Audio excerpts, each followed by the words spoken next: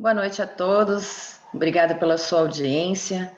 Estamos trazendo essa noite mais um webinar em que os nossos coordenadores, professores, abordam temas da administração no contexto da pandemia para ajudar empresas e profissionais a redesenharem um novo futuro. O tema de hoje é uma parceria do IRICE, Instituto de Relações Internacionais e Comércio Exterior, com o nosso grupo de estudos avançados, o Progesa, que é um núcleo da FIA que oferece cursos de extensão, MBA, pós em sustentabilidade, direito digital, inovação e empreendedorismo. O tema de hoje é economia das cidades no contexto da pandemia e o professor convidado é o professor Vladimir Maciel. Boa noite, professor. Boa noite, Fabiane. Tudo bom?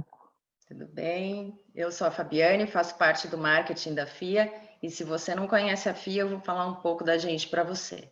Nós atuamos em 3 diferentes áreas. Na educação, somos reconhecidos internacionalmente como referência de ensino, mantemos convênios e intercâmbios com universidades dos Estados Unidos, da Europa, da Ásia e das Américas. Temos cursos de graduação em administração, mestrado, MBA e um portfólio completo de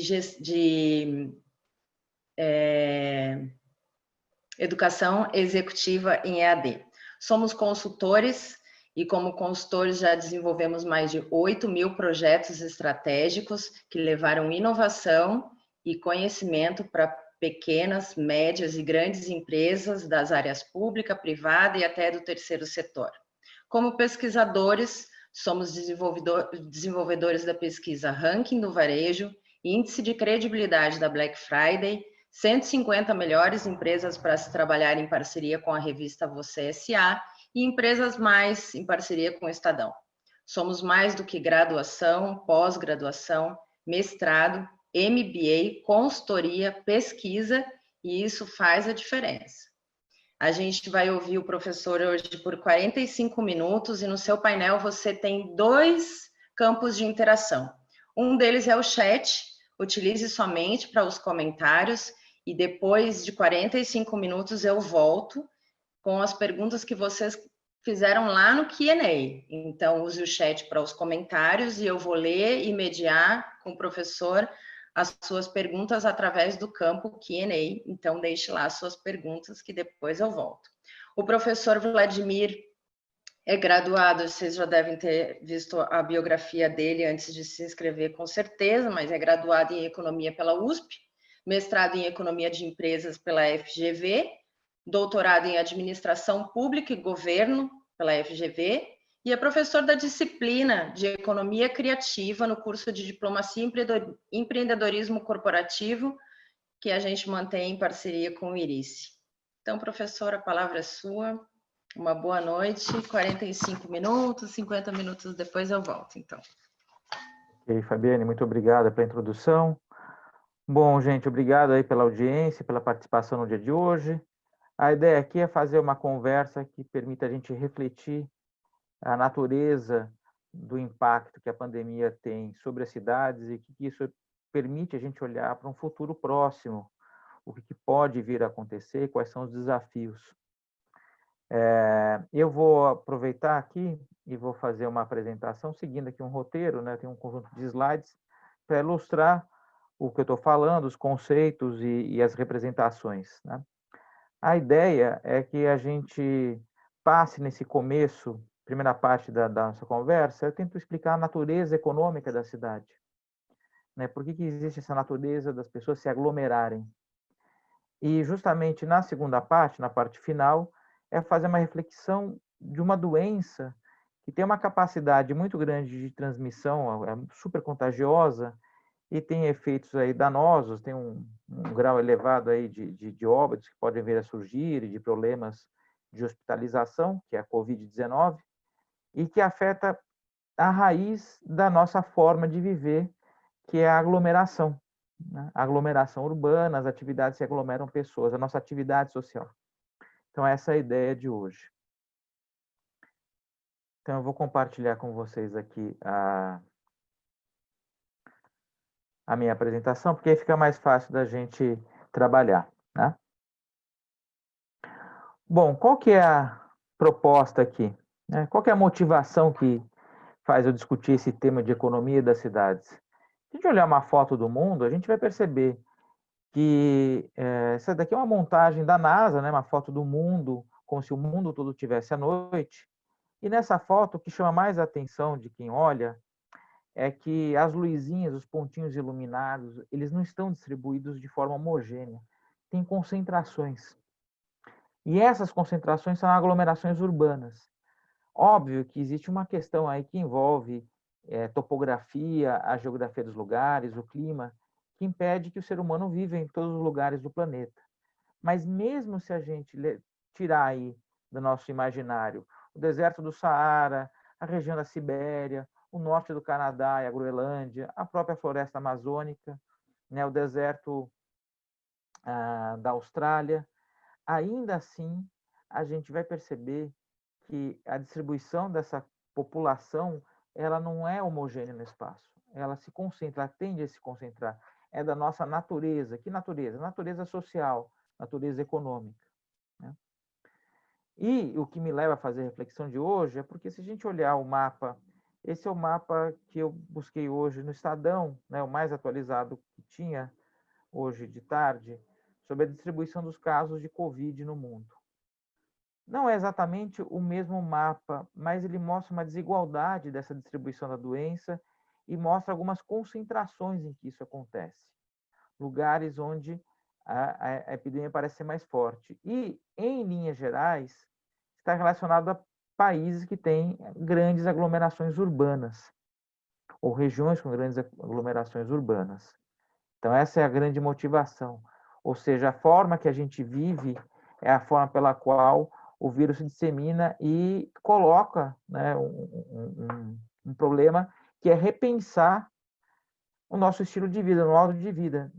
Por enquanto, a gente está há 3 meses, a gente não sabe quanto tempo ainda vai durar, mas isso faz com que a gente questione e pense nos impactos do que essa doença pode trazer do ponto de vista da vida urbana e das atividades, em particular as atividades que se dão na cidade ligadas à economia criativa. Eu vou falar mais no final sobre o que de fato é economia criativa, do que se trata e quais são as atividades ela relacionadas. Se a gente pegar e olhar também o mapa do Brasil, um trecho do mapa do Brasil, as duas maiores aglomerações, as duas maiores iluminações que a gente tem são justamente o que eu vou apontar agora, né? A região metropolitana de São Paulo e a região metropolitana do Rio de Janeiro. São os dois maiores polos aí de concentração dos casos de Covid. E um fato interessante é que o estado de São Paulo hoje tem quase a totalidade dos municípios, todos eles, ou quase todos, têm algum caso de Covid. E é interessante que o estado de São Paulo é um dos poucos, ou o único estado do Brasil, que todo o interior dele é iluminado. Inclusive segue esse padrão aqui, que é o padrão, né, de raios que saem aqui da nossa região metropolitana, que são as cidades do interior que foram construídas ao longo da expansão do café e da ferrovia. Por isso, assim, né, uma linha reta, né? Junto com o rio Tietê, que corre para o interior, a gente tem essa sequência, né, de luzinhas, de aglomerações de pessoas. Né? E é justamente aqui onde hoje mais se espalha, né, a pandemia, no estado de São Paulo. Hoje foi noticiado uma certa estabilização aqui na região metropolitana e, ao mesmo tempo, uma preocupação com o interior do estado, principalmente com o oeste do estado. Né? E também hoje começou no Rio de Janeiro a autorização para funcionamento de bares e restaurantes. E algumas imagens que já surgiram são de pessoas tomando chopp e tal, tentando voltar à rotina dentro das condições precárias ainda que nós estamos. Mas isso fala muito sobre a atividade humana e social que é posta, ou são postas à prova pela pandemia. Né? Muito bem. Né? Voltando à nossa apresentação, o que a gente tem é que, se a gente olhar o mapa da distribuição das doenças no Brasil, né, da pandemia, é isso que eu estava falando, né? A concentração no Rio de Janeiro e em São Paulo. Rio de Janeiro e São Paulo têm as duas maiores regiões metropolitanas, e nós temos o interior do estado de São Paulo, onde tem muita aglomeração urbana, tá? Que é o tema de hoje. Então, esse comecinho aqui foi para dizer o seguinte: existe um grande questionamento sobre o nosso estilo de vida que prevalecia até então, que é viver aglomerado nas cidades. E quem coloca esse questionamento é a pandemia. E, de alguma forma, né, se a gente olha a distribuição dos casos, a concentração, ela acompanha a concentração, né, e as nossas grandes cidades. Bom, como é que funcionam as cidades, né? O que faz a gente viver aglomerado num espaço urbano? Tá? São duas forças econômicas já bem estudadas na literatura, né, de conhecimento já bem documentado, que movem, né, as pessoas a ficarem próximas, ficarem aglomeradas, né, que, portanto, constituírem cidades e não se espalharem no território de forma homogênea. Essas forças são, primeiro, economia de escala. Isso é um fator absolutamente importante para a economia de mercado, para a economia capitalista, que é a produção em massa. Quando a gente concentra e tem muita gente, a gente tem dois efeitos. Um do lado da demanda, que a gente tem um mercado consumidor grande. E mercado consumidor grande viabiliza uma série de negócios. Viabiliza economicamente, né, a possibilidade de você atender de forma eficiente e barata, porque você tem muito giro, tem muito consumo. De outro lado, do lado da oferta, o que a gente vai encontrar é aglomeração, significa aglomeração de trabalhadores, aglomeração de empreendedores. E, portanto, quanto maior essa economia, essa aglomeração, maior vai ser a especialização do trabalhador via divisão do trabalho, mais eficiente essa produção. Quanto mais trabalhador tem, né, você viabiliza tecnicamente e em termos de custo a produção, e, de outro lado, você tem muito consumidor, o que permite a criação de novos serviços, produtos, permite, inclusive, a especialização profunda. Então, a gente olha para a cidade de São Paulo, ou Rio de Janeiro, a gente tem, por exemplo, serviços médicos. Tem algumas especializações que o atendimento só vai se dar nessas duas grandes metrópoles. Por quê? Pela economia de escala. Porque tem alguns problemas específicos que alguns médicos especializam, como questões oculares ou determinados tipos de doenças, que a distribuição da população ela é pequena. Então, esse médico, se ele for morar no interior, não vai ter viabilidade de exercer a sua especialidade, porque não vai ter cliente. Agora, na grande cidade, por conta do volume, a especialização dele se viabiliza. De outro lado, para quem tem essa doença, saber que existe um profissional que está executando a atividade, que está promovendo o tratamento, buscando soluções, é a possibilidade de cura, ou pelo menos de amenizar os sintomas. Então, veja que a economia de escala que vem da aglomeração urbana, ela é absolutamente importante para a nossa vida material. É impossível pensar a nossa vida material sem ela hoje. A gente percebe isso quando a gente é obrigado a ficar em casa e tem dificuldades para ir trabalhar, tem que buscar novas alternativas de trabalho, teletrabalho ou novas ocupações, e tem dificuldade para obter as coisas, né, da forma que a gente obtia. Por exemplo, é justamente essa economia de escala que permite eu, como profissional, me especializar em ensino e educação e poder contratar uma profissional que faça aí a zeladoria da minha casa, né, a limpeza e os cuidados. A pandemia cortou isso. Então, hoje eu tenho que me desdobrar, né, para conseguir cumprir minhas obrigações na medida do possível e cuidar de obrigações domésticas. Tá? Me sobrecarrega. Eu perco tempo de trabalho, perco oportunidade de ganhar dinheiro fazendo outra coisa porque eu tenho que cuidar da casa. Tá? Então, a divisão do trabalho, ela só é viabilizada quando a gente tem volume grande, tem economia de escala.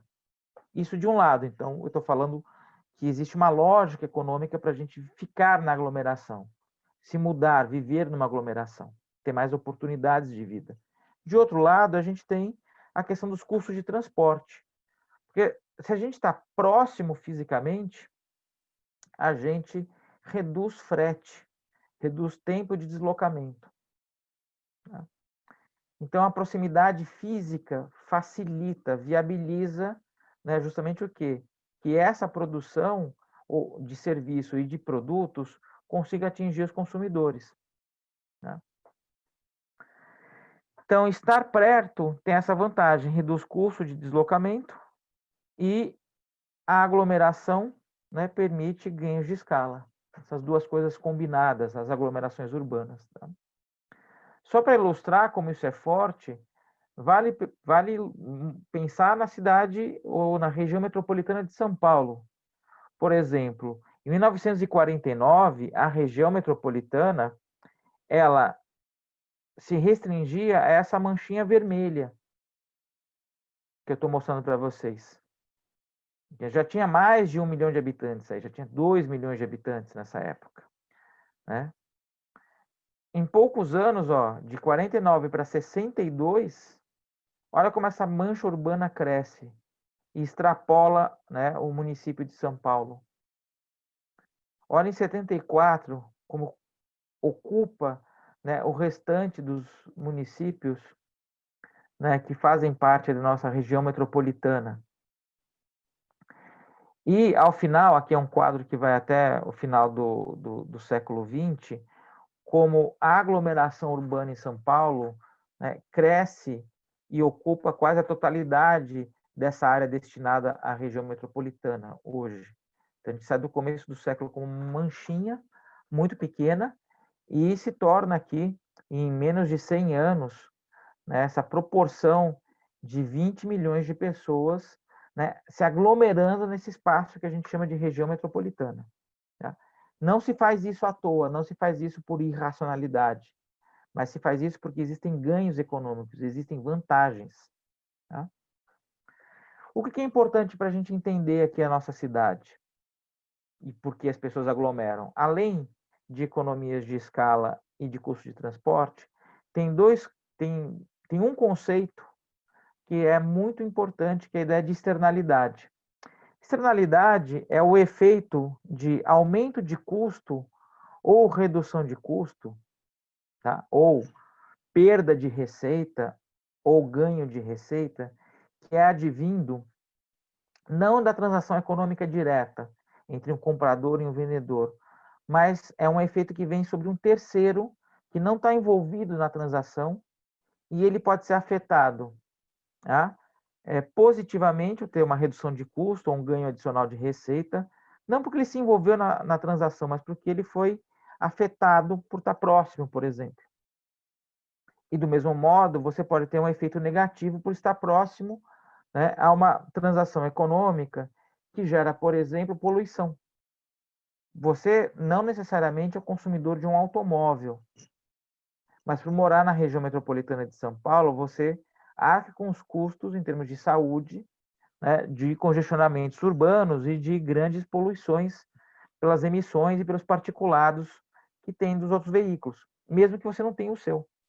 Né? Aliás, se você tiver o seu, você está impondo um custo não intencional sobre terceiros. O nome disso é externalidade. Né? E elas podem ser do tipo negativas, quando o custo social da atividade é maior que o custo privado. A poluição é um exemplo disso. Como podem ser positivas, né? As externalidades positivas, você tem uma situação de benefício social maior que o benefício privado. Então, por exemplo, uma área verde, um parque, dentro de uma cidade, que obviamente a área verde não é o que predomina na aglomeração urbana, é a construção. Então, a área verde ela é mais escassa e a presença dela gera um monte de efeitos positivos para quem está no entorno. Mesmo que não tenha contribuído pelo parque ou pela área verde, não tenha desembolsado um recurso, né? Muitas vezes chegou até depois, e se valeu da proximidade que uma área verde tem de gerar, primeiro, redução de temperatura, numa questão de ilha de calor, né? Uma amenidade urbana em termos de visual, em termos, né, de redução de poluição sonora e de área de lazer. Então, você se apropria de um benefício que não foi necessariamente você que investiu para fazer, você simplesmente foi morar próximo. Tá? Então, você está pegando uma carona, digamos assim, desse efeito benéfico. E aí, se a gente para pensar sobre externalidades positivas e negativas, a gente começa a olhar para a cidade e perceber que o tempo todo a gente está sofrendo esses efeitos. Os efeitos de externalidades positivas e o das negativas.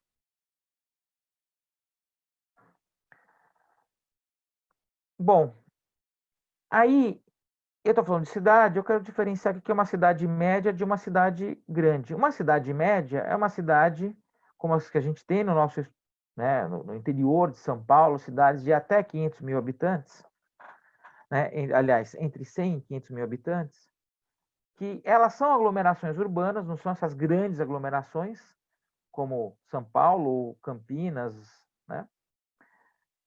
Mas elas têm uma capacidade de atrair empresas e população.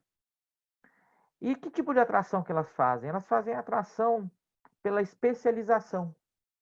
Então, geralmente, se a gente pegar as cidades médias do interior, ela tem uma especialização produtiva, ou está ligada ao agronegócio, ou à indústria automobilística ou aeronáutica, ou à indústria ferroviária. Se você pegar a história das cidades médias do nosso estado, por exemplo, a gente vai perceber que está atrelados a ela um conjunto de atividades que são especializadas. E aí, a gente fala que uma coisa puxa a outra. Pelo fato de ter empresas, você tem trabalhadores especializados, você tem os fornecedores, e aí, quem for do setor correlato, a melhor coisa que ele pode fazer, se não tem uma instalação industrial ou produtiva ainda, é se deslocar para essa cidade média. E a grande vantagem da cidade média, assim, a aglomeração dos iguais, dos próximos, é que inovações tecnológicas e de gestão são transmitidas de modo não intencional, pela proximidade de pessoas que têm vida social fora do trabalho, que comentam sobre as suas questões né, de trabalho, coisas que descobriram, coisas que enfrentaram, e ao fazerem isso, eles vão disseminando conhecimento e aprendizado a custo muito baixo. Mas esse conhecimento e esse aprendizado, né, de setores específicos. Então, elas são especializadas. Então, elas têm uma vantagem econômica e têm um padrão. E na divisão de trabalho, né, se elas são especializadas, as grandes cidades, as metrópoles, elas tendem a ser o quê? Elas tendem a ser diversificadas. E o que atrai empresas e população para as grandes cidades? O que faz as pessoas estarem dispostas a ficarem aglomeradas nesse volume grande de pessoas? Primeiro, é o que a gente chama de externalidades jacobianas, que tem a ver com uma jornalista urbanista dos Estados Unidos, a Jane Jacobs, que ela chamou a atenção disso quando foi ativista, estudou e lutou muito pela cidade de Nova York, né, final dos anos 30 e até os anos 50 e 60, né, que foi a atuação mais forte dela. Ela chama a atenção que a cidade grande é a cidade da diversidade, em que atividades diferentes geram, de forma não intencional, demanda, ou seja, mercado, para outras. Então, por exemplo, a gente tem em São Paulo uma região que concentra teatro, né? As pessoas vão até o teatro, e aí vamos já começar a fazer uma reflexão sobre os efeitos da pandemia e de atividades ligadas à economia criativa. Então, você pega assim, você tem bairros ou ruas em São Paulo que são aglomerações de teatro, que nos finais de semana atraem público e, por sua vez, geram mercado para os restaurantes. Então, os restaurantes que estão próximos, eles se beneficiam disso. Então, uma das regiões famosas é a região da Brigadeiro Faria Lima, perdão, da Brigadeiro Luiz Antônio, do lado do centro, que tem uma concentração de teatros naquela região, a região do Bexiga, e os restaurantes do Bexiga. Um gera benefício para o outro. E para quem vai ao teatro, é conveniente saber que pode depois ir ao restaurante. Então, isso gera uma vantagem competitiva para o teatro que está ali, né, instalado. Outra coisa muito importante é que, justamente por as pessoas estarem próximas, aglomeradas, em espaços de coworking, trabalho, os cafés, os bares, os restaurantes, as ruas, os parques, isso gera um incentivo para criar coisas novas, criar novos produtos, novos serviços. E o que é muito importante para que isso aconteça são as relações que a gente fala, são relações extra-mercado, relações cara a cara. São as interações urbanas que não são de demanda e oferta, mas que têm um papel econômico profundo. E essas relações são as relações sociais que a gente tem, como, por exemplo, ir a um restaurante ou a um bar, numa roda de amigos e bater papo, falar sobre as nossas questões profissionais, falar sobre políticas, falar sobre cultura, sobre arte, ter papo cabeça, falar sobre futebol. Nisso a gente está trocando muita informação e está gerando estímulo psicológico, está criando novas ideias. E veja como a gente já pode antecipar de que forma que a pandemia ela consegue afetar negativamente a cidade. Agora, nem tudo flores nessa vida de aglomeração. Tanto na cidade média e principalmente na cidade grande, a gente tem forças que expulsam das aglomerações. Elas são mais fortes, essas forças, nas grandes cidades consolidadas. Por quê? Porque o preço da terra é alto, terra não é produzida, terra é dada. Então, quanto mais gente disputa o mesmo espaço, maior é o preço da terra. E isso inviabiliza uma série de negócios.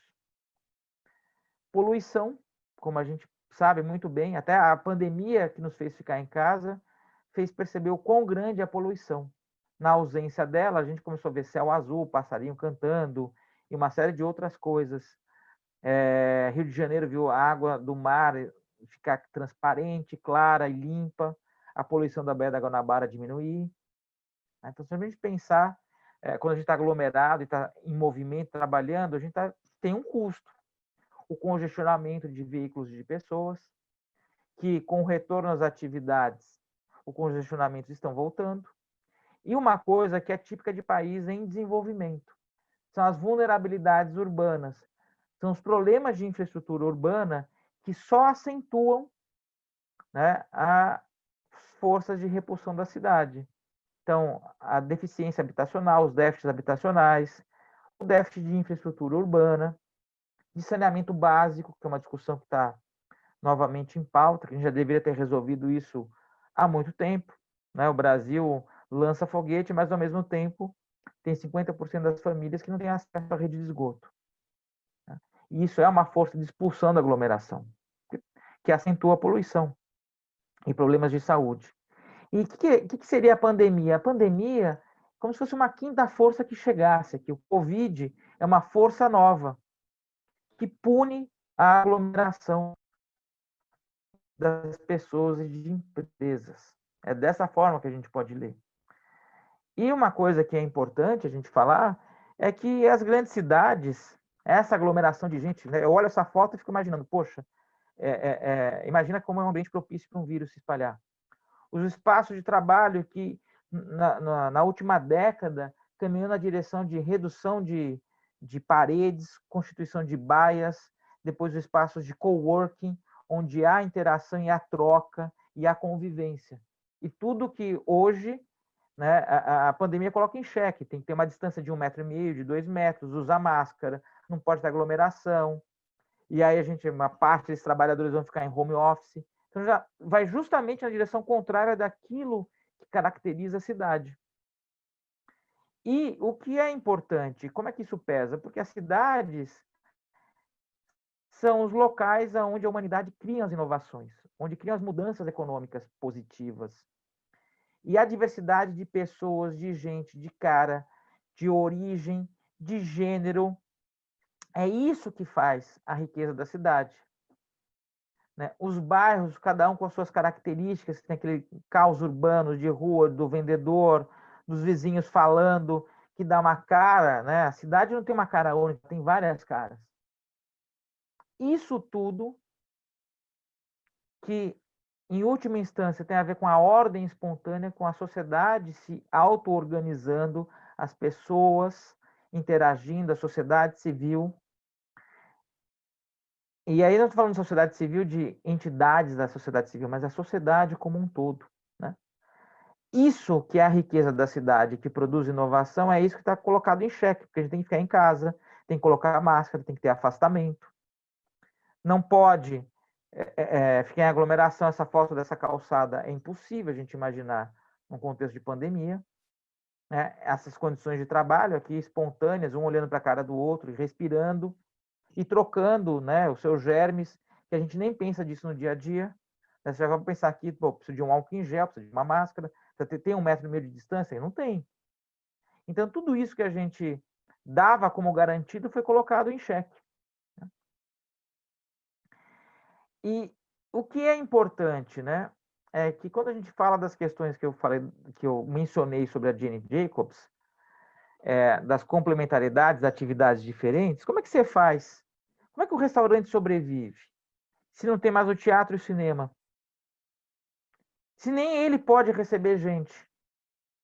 Então, por exemplo, uma coisa é você sair para um programa ouvir um jazz, uma coisa que eu gosto muito de ouvir é música, eu gosto muito de música. Eu gosto muito de clube de música, de jazz, de bossa nova, de samba. Como é que é? Primeiro, eu não posso ir nesses lugares, e mesmo que eu consiga ir, se eventualmente voltar, porque eles são espaços de aglomeração, e depois sempre ia para um bar bater papo, ia para um restaurante. Como é que isso se coloca? Perde, e aí perde, né, a vantagem de você ir para um lugar. Você começa a falar, bom, vou ficar em casa então assistindo uma live, vou ficar assistindo, né, um vídeo, um show no YouTube.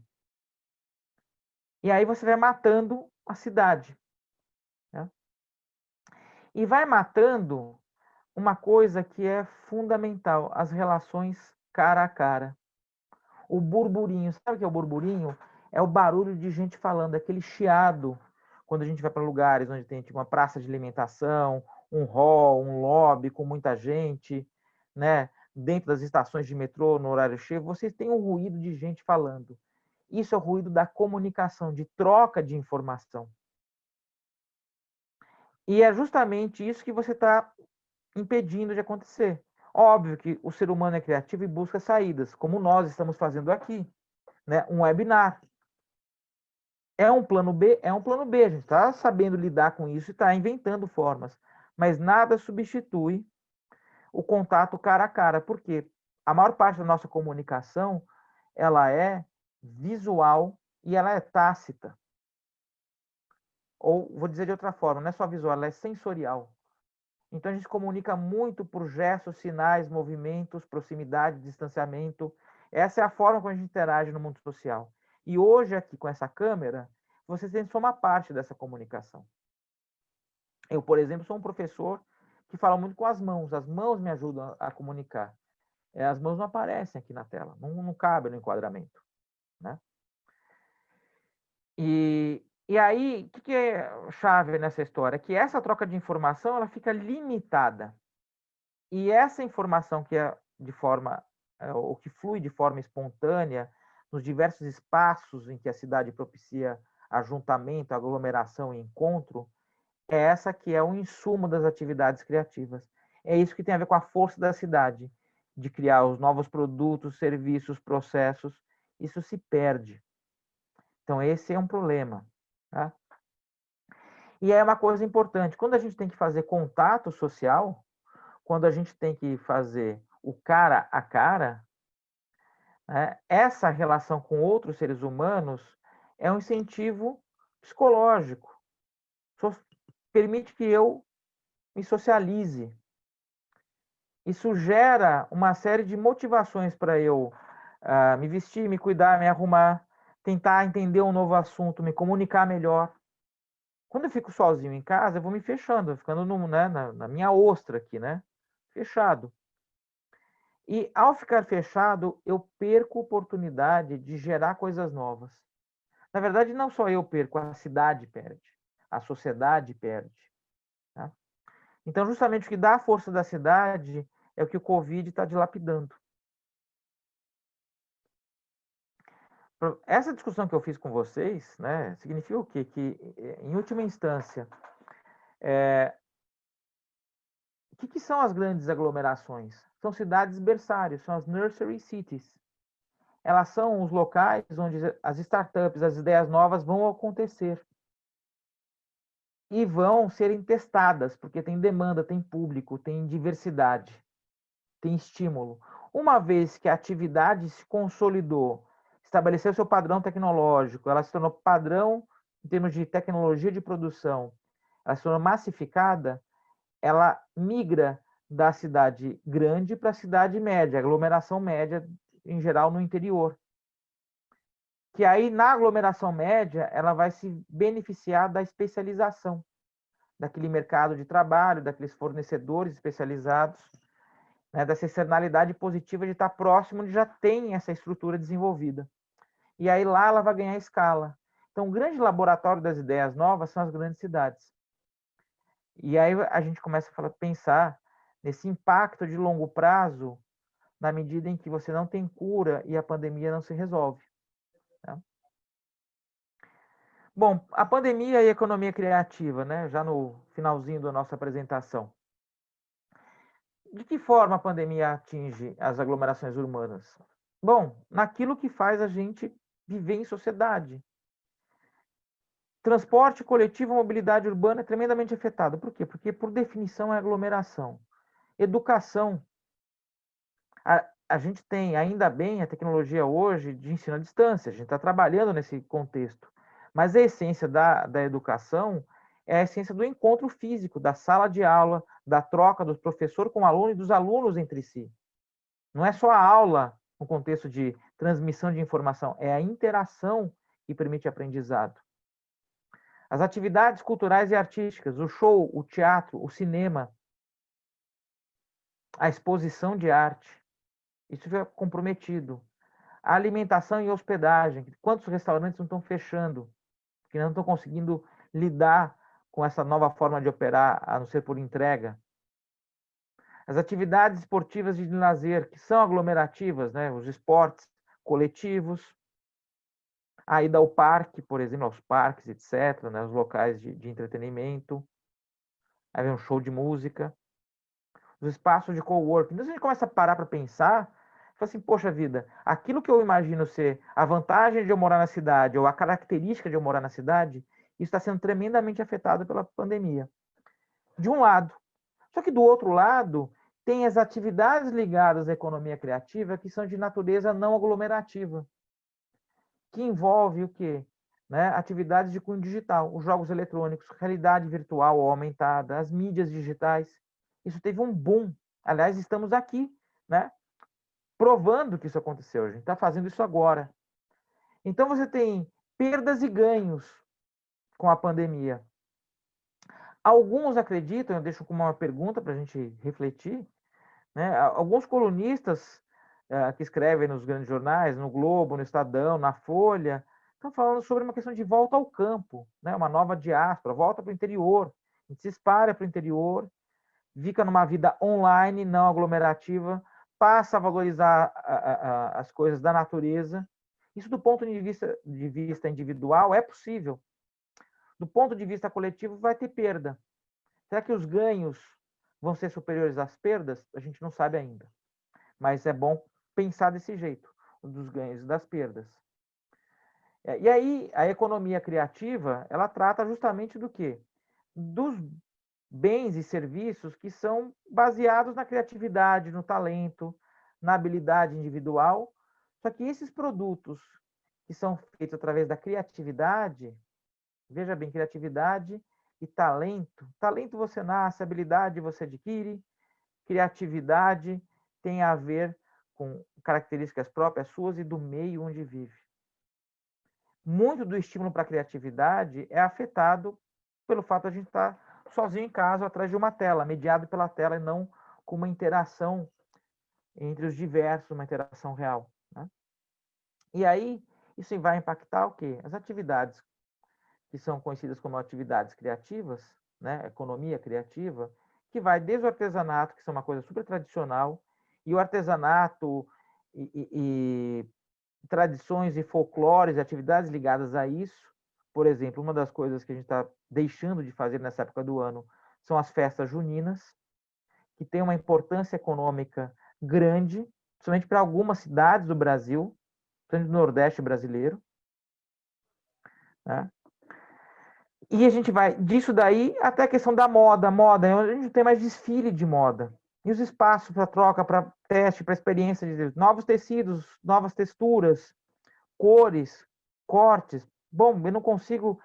Você tem ainda, ou foi criado nesse período, alguns desfiles virtuais, mas não é a mesma coisa. As atividades do audiovisual, de música e de artes, que são super afetadas por isso, porque o público não pode assistir, não pode se aglomerar.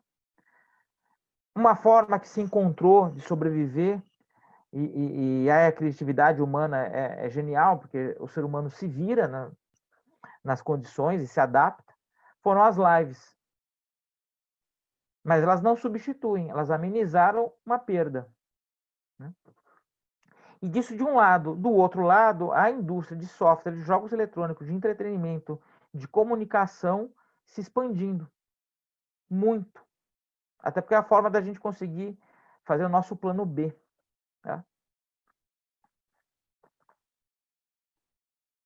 Então, a pandemia, ela afeta positiva ou negativamente, a depender do tipo de atividade da economia criativa, seja na etapa da criação, na etapa de produção ou na etapa de disseminação e comercialização, né? Em alguma delas.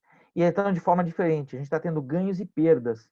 Tá? Se a gente olhar do ponto de vista microeconômico, não tem só perda, tem perdas e tem ganhos. Aparentemente, parece que as perdas são maiores que os ganhos. Aparentemente, a gente não tem ainda informações suficientes e dados para medir. E aí eu quero chamar a atenção de vocês, onde que, né, a gente tem aqui atividade da economia criativa. Dentro da economia criativa tem os setores criativos, tá? É a partir daqui, ó, até aqui são setores criativos.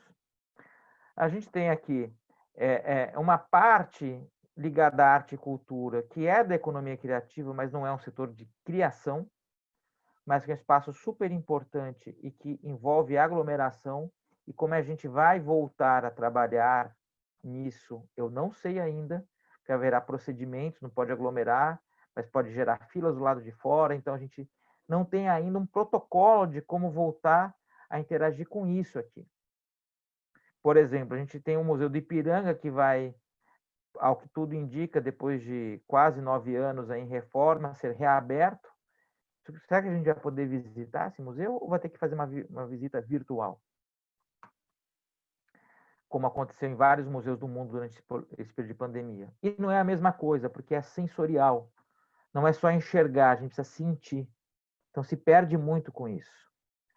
A parte de artes visuais e artes cênicas, artes plásticas, por exemplo, perde muito com a pandemia. Em compensação, né, as literárias teoricamente ganham de um lado, mas perdem do outro. As feiras do livro, ou esse ano será um ano de Bienal do livro, em São Paulo não vai ter mais. Então há uma perda. Por outro lado, você ficar em casa e buscar novas formas de entretenimento, isso revaloriza a literatura. Cinema foi super afetado, embora todo mundo querendo assistir Netflix, mas a produção do filme envolve aglomeração de pessoas. Tanto é que televisão está reprisando telenovela. Então tem um efeito negativo. Essa parte de música e mídia, né, perde nos shows ao vivo e ganha, por exemplo, com as lives, né? Então você tem aí um efeito dúbio. E de fato, quem vai se beneficiar da pandemia é a parte digital criativa. É aqui, né? Realidade virtual, realidade aumentada, robótica, design, mídia digital, os jogos. Então veja, a atividade de economia criativa na pandemia, ela é afetada de formas diferentes. Aquelas que dependem do espaço urbano, do espaço público, da circulação, da aglomeração de pessoas, perde. Aquilo que está ligado à atividade digital, ganha.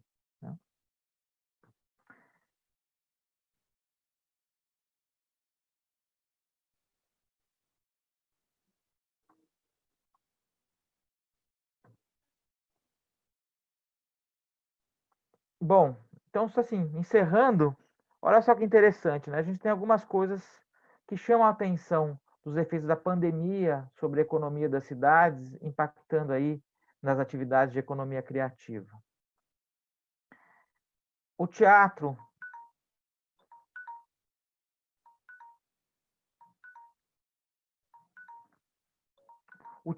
onde o Shakespeare exerceu suas peças em Londres,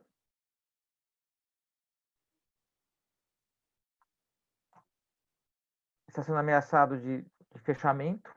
Ele que já foi remontado, né, reconstruído em outra área da cidade, não era exatamente no mesmo lugar, que sobreviveu aí a tanta coisa, a Segunda Guerra Mundial, bombardeios alemães, a história toda, né, desde século XVIII em diante, e pode ser fechado pela pandemia.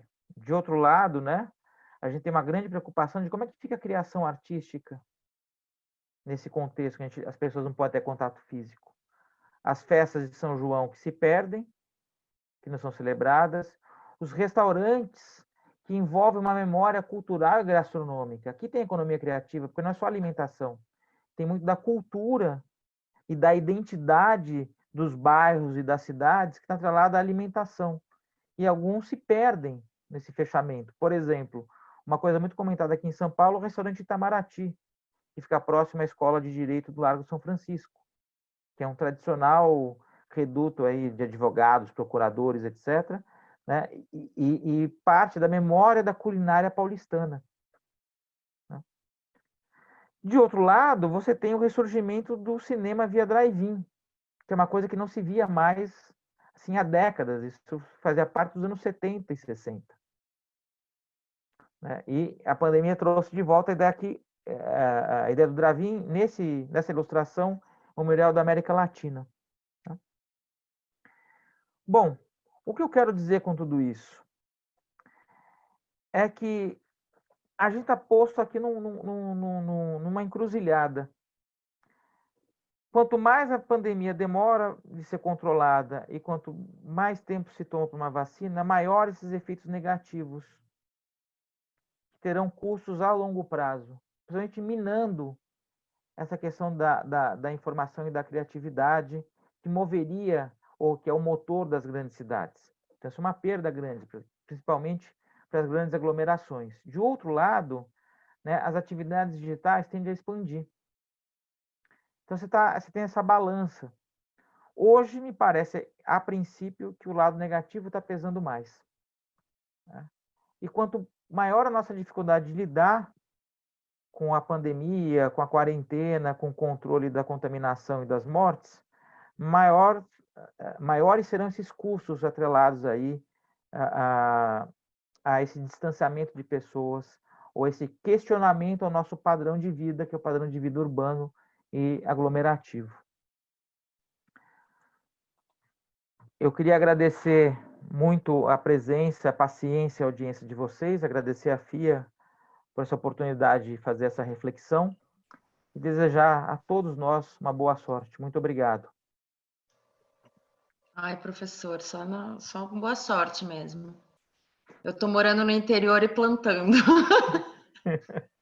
É uma Olha, boa Fabiana, saída, não é? Enquanto isso... desculpa, eu queria falar que eu, me especializado na economia urbana, estou me questionando muito sobre isso, se eu não vou fazer isso. Pois, então, pela primeira vez na vida eu estou vendo aqui a alface crescer, olha isso.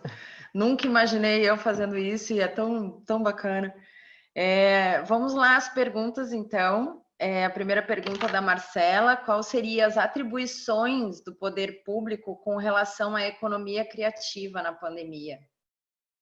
Olha, essa é uma pergunta importante e faz a gente pensar. Cabe ao poder público fazer alguma coisa de fato, assim, salvar a atividade de economia criativa em detrimento às outras atividades? Eu não creio que o poder público tenha esse papel de escolher as atividades, mas ele tem um papel muito importante, que é não criar dificuldades e empecilhos. Né? Garantir que a infraestrutura e que esse processo de retomada da convivência social aconteça da melhor forma possível. E é isso que a gente tem sentido. Eu, particularmente, eu tenho ficado muito desconfortável, porque eu não sei se os procedimentos, se aquilo que está sendo feito, de fato está levando a gente para uma situação que a gente vai conseguir controlar a pandemia e voltar o mais próximo às atividades de convívio aí que envolvem a economia criativa. Não adianta a gente começar a pensar assim, não, vou dar um subsídio, vou dar um crédito extra, mas se a raiz do problema não foi resolvida. Então, eu hoje sinto que o poder público devia concentrar muito mais o esforço dele em, primeiro, facilitar qualquer setor em termos de desburocracia, de acesso a crédito e outras coisas para a recuperação da atividade e focar nesse momento de controle, de quarentena, de fato de que atividade ou de que procedimento a gente vai adotar na medida em que, teoricamente, a pandemia vai sendo controlada. O que eu tenho observado é muito contraditório as decisões tomadas. Então, eu não consigo ver que tão cedo a gente consegue recuperar. E aí nem a atividade de economia criativa, nem as outras. Sim. As de economia criativa são as mais atreladas. E, assim, o meu contato com o poder público tem revelado que, não só por uma questão de as pessoas têm má intenção ou nada, mas tem muita gente super bem intencionada e preocupada, mas não sabe o que fazer. Porque a gente não tem parâmetro. É uma coisa muito nova, então, sem parâmetro, tem muita coisa que é no chute. Uhum. Então, isso me preocupa muito. Pergunta do Luiz: a pandemia significaria o fim das aglomerações urbanas? Olha, se a gente fosse catastrofista, ia falar, sim, acabou a cidade, vamos voltar para o campo. Né? Se você começou falando isso, né? É uma coisa até de Idade Média, né? O fim do Império Romano é a volta para o campo. Volta para o campo. Eu não sou catastrofista desse jeito. Eu acho que haverá um impacto, sim. Quem pode fazer essa escolha, quem está numa faixa de renda, de trabalho de home office, vai optar por esse período ou por essa nova fase de vida, trabalhando fora dos centros urbanos, mas ainda a sociedade como a gente conhece, a economia como a gente conhece, depende da aglomeração. Então, assim, pode ser que a cidade não seja mais a mesma, não sejam mais as mesmas aglomerações, mas falar que acabou é muito taxativo, é muito difícil que isso aconteça. Vamos lá. Qual a importância do empreendedor nesse contexto de pandemia nas cidades? Então, é aí quando eu falo do papel do governo, na verdade, o papel do governo é não inviabilizar o empreendedorismo, porque justamente são esses empreendedores, em geral, os empreendedores da atividade cultural, de economia criativa, que estão buscando formas de lidar com a crise. E só quem está lá vivendo a situação que pode buscar solução. Então, por exemplo, como é que surgiu a live? Foi um movimento coordenado? Foi uma intervenção do governo? Não, foram os próprios artistas, os empresários pensando, gente, como é que eu vou fazer? Já que eu não ganho dinheiro mais vendendo disco. Aliás, nem tem disco. A gente ouve no streaming. Né? Você ganha fazendo show. Então, será que eu posso fazer um show pela internet ao vivo e ter um patrocínio e divulgar a marca de alguma empresa? Então, isso foi uma solução criada. Substitui o show ao vivo? Não, não substitui. Mas vamos dizer que na pandemia amenizou muita coisa. Inclusive a sensação de estar preso em casa. Então, o empreendedor ele tem que ser mais estimulado possível, porque é ele que vai buscar a solução. Não vai sair dos gabinetes. O meu contato com o gabinete diz que as pessoas do gabinete estão perdidas, até porque é muito complexa a situação. Cada um no seu ramo específico que consegue descobrir novas formas. E novas formas de voltar à atividade. Né? Não adianta ser meia dúzia de técnicos na prefeitura dizendo como voltar. Tem que também ter uma interação de os empresários do setor, quem trabalha no setor, os sindicatos. Né? Bom, professor, volte com notícias melhores. Muito obrigada pela sua audiência, muito obrigada, professor Vladimir Maciel, falou com a gente sobre economia criativa hoje. Se você quiser rever esse tema, quiser rever esse webinar, Ele está sendo gravado e será disponibilizado em até 2 dias úteis aí no nosso canal no YouTube, FIA Business School. A nossa próxima live do curso de diplomacia é Diplomacia Corporativa e Comunicação Internacional, no dia 16 de julho, com o professor Gilberto Agrelo. E a partir de amanhã ele já deve estar lá na nossa página de eventos, no dia 16, então anota aí para você conferir e estar junto com a gente. O curso de Diplomacia e Empreendedorismo Corporativo se inicia presencialmente em agosto, setembro, talvez de modo híbrido no início, mas é um curso presencial, se inicia em agosto. O professor Vladimir Maciel é o nosso professor da economia corporativa, criativa. Então, uma boa noite a todos. Se tiverem alguma dúvida, quiserem falar com o professor, acho que você não deixou seus contatos não, né, professor? Não deixei, posso deixar. O pessoal pode entrar em contato comigo, Okay. eventos@fia.com.br, e eu repasso a sua mensagem então para o professor Vladimir. Uma boa noite, professor, muito obrigada e até a próxima, pessoal. Obrigado, Fabiane, obrigado ao público que assistiu. Um grande abraço. Grande abraço.